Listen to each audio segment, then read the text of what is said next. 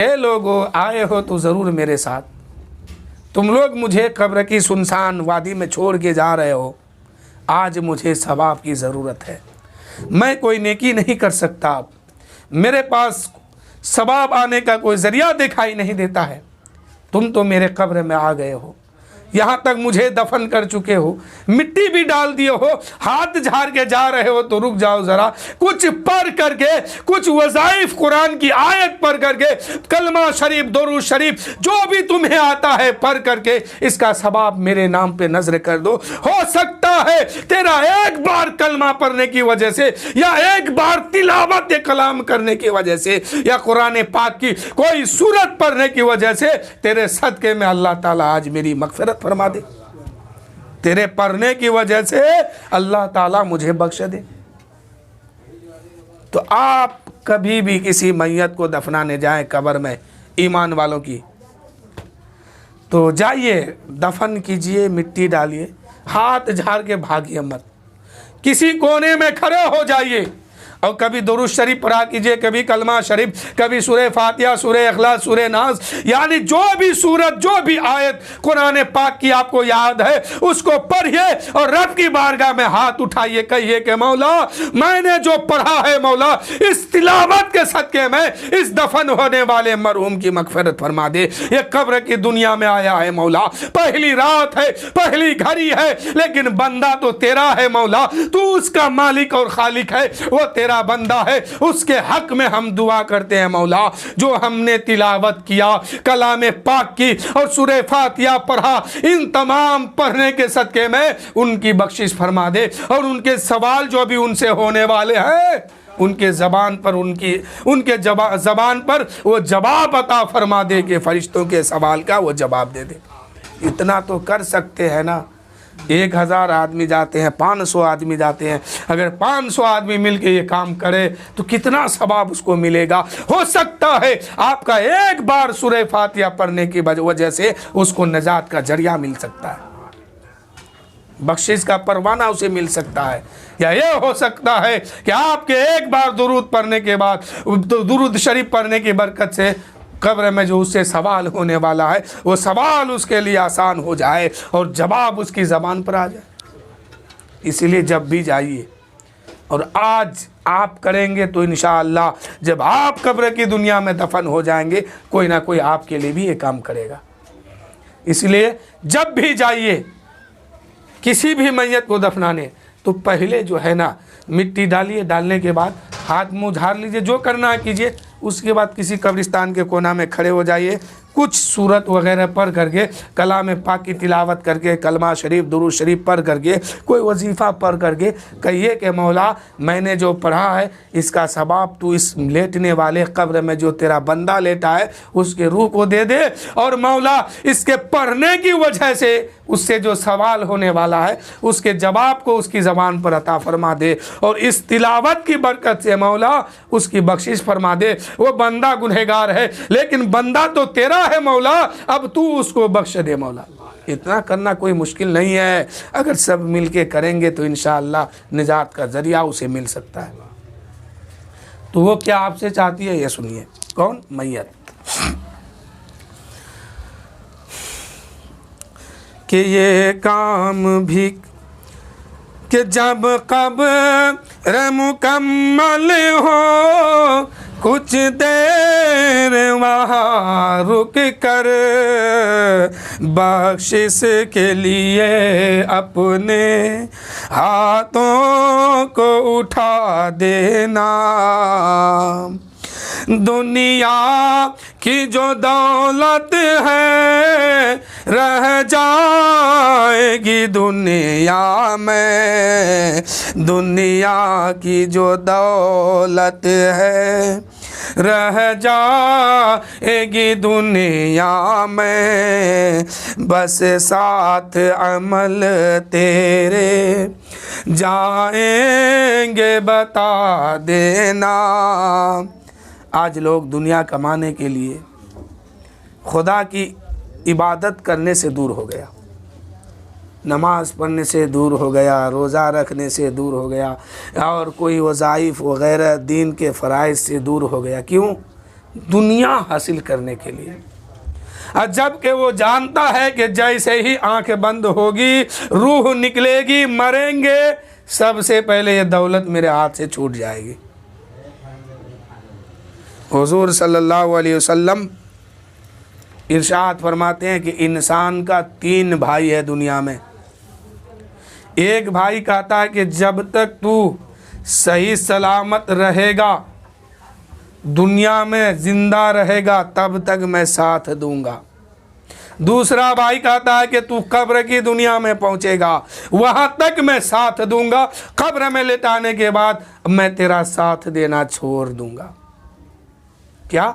मैं अब तेरा साथ नहीं दूंगा।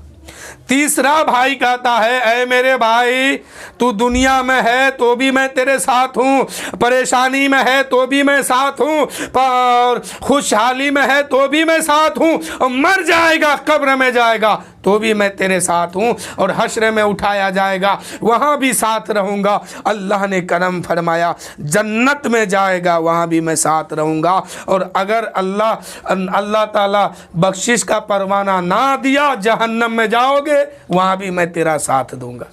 तो इंसान को किस भाई के तरफ तवज्जो रखना चाहिए? वो जो कहता है कि तू जब तक जिंदा रहेगा, सही सलामत रहेगा, मैं तेरा साथ दूंगा, या वो जो कहता है कि जब तक तू कब्र की दुनिया में नहीं पहुंच जाता है तब तक मैं साथ दूंगा, या फिर वो जो हमेशा काम आए?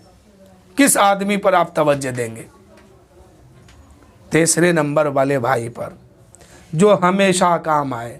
पहले नंबर का भाई वो कौन है? इंसान की दौलत है, दौलत जिसे आज कमाने के लिए अपनी आखिरत को ख़राब कर बैठे हैं। पता नहीं वो लोग क्या सोच के रखे हैं कि हम वहाँ जाएंगे तो क्या होगा नहीं होगा, पता नहीं, उनका सोच जाने। लेकिन तीसरे नंबर, पहले नंबर का भाई कौन है? उसकी दौलत, और उसके जिस्म से रूह निकलेगी। वो दौलत कहती है अब मैं तेरा साथ देने वाला नहीं हूं कभी भी। दूसरे नंबर का भाई कहता है उसके ख़ानदान, उसके अहलो अयाल, उसके घर वाले, उसके बेटा बेटी, उसके रिश्तेदार, उनके घर वाले अहलो अयाल कहते हैं कि अब तू मर गया है ना, चल कब्र की दुनिया तक मैं तेरा साथ दूंगा, कब्र में तुम्हें दफना दूंगा, मिट्टी चढ़ा दूंगा, उसके बाद हम वहाँ से वापस आ जाएंगे, अब मैं तेरा साथ नहीं दूंगा। और इसी के लिए, इसी को संवारने के लिए लोग अपनी आखिरत को ख़राब कर रहे हैं। ये मैं नहीं कहता हूँ कि आपका बेटा है, आपकी बेटी है, आपके घर वाले हैं, उनकी खिदमत मत कीजिए। खिदमत तो आपको करना है, हर हाल में करना है, लेकिन मेरे भाई फ़र्ज़ को अंजाम दे करके खिदमत कीजिए। अगर फ़राइज़ को अदा करके इनकी खिदमत कीजिएगा तो इनके भी सदक़े में और फ़र्ज़ को अदा करने के सदक़े में आपको जन्नत मिल जाएगी। आप बाप है तो बेटी का हुकूक आपको देना होगा, बेटे का हुकूक देना होगा, बीवी है तो आपकी बीवी का हक अदा करना होगा, माँ है तो माँ का हक अदा करना ही होगा। छुट्टी नहीं है, लेकिन पहले शरीयत को देखिए कि शरीयत ने कितना हुकूक अदा करने का कहाँ पे हुक्म दिया है। बाप है तो क्या हुकूक अदा करे बच्चे का, माँ है तो क्या हुकूक अदा करे बच्चे का, शोहर है तो बीवी के हक में क्या हक है उसको अदा कीजिए। सिर्फ दुनिया कमा लेने से कुछ नहीं होगा।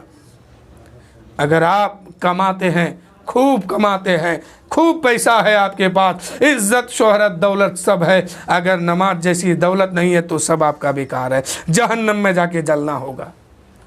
आपके घर वाले अगर दीन से दूर हो रहे हैं तो फिर आपके मालदारी का क्या फ़ायदा है, या आपके यहाँ दुनिया में आने का क्या मकसद है? ना आते।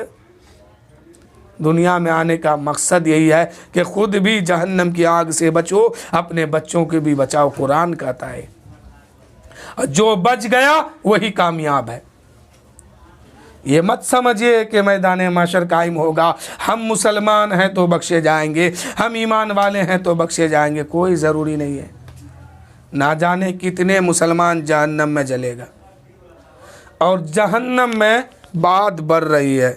जहन्नम में जो सबसे ख़तरनाक जगह है वो मुसलमान बेनमाजी के लिए बनाया गया। उसमें कोई और नहीं जाएगा, सिर्फ मुसलमान, वो भी बेनमाजी जो होगा वही जाएगा। जिस आग से जहन्नम की आग कितना ख़तरनाक है।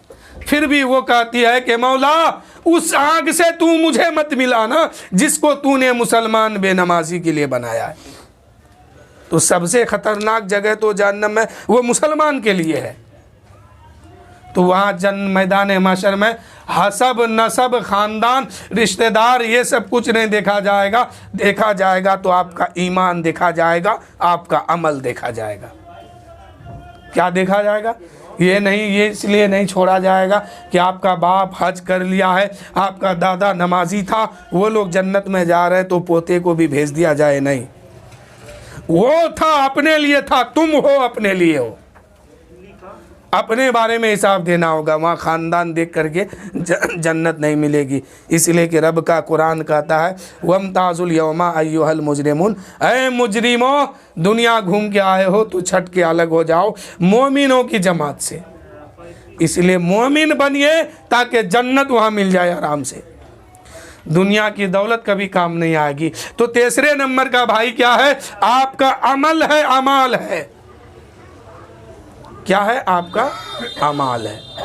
आप जो कर रहे हैं दुनिया में भी साथ है, कब्र में भी साथ है, मैदान महशर में भी साथ है, और अल्लाह ने करम फरमाया बख्शिश हो गई तो जन्नत में भी साथ है, और बख्शिश ना हुई तो जहन्नम में भी साथ है।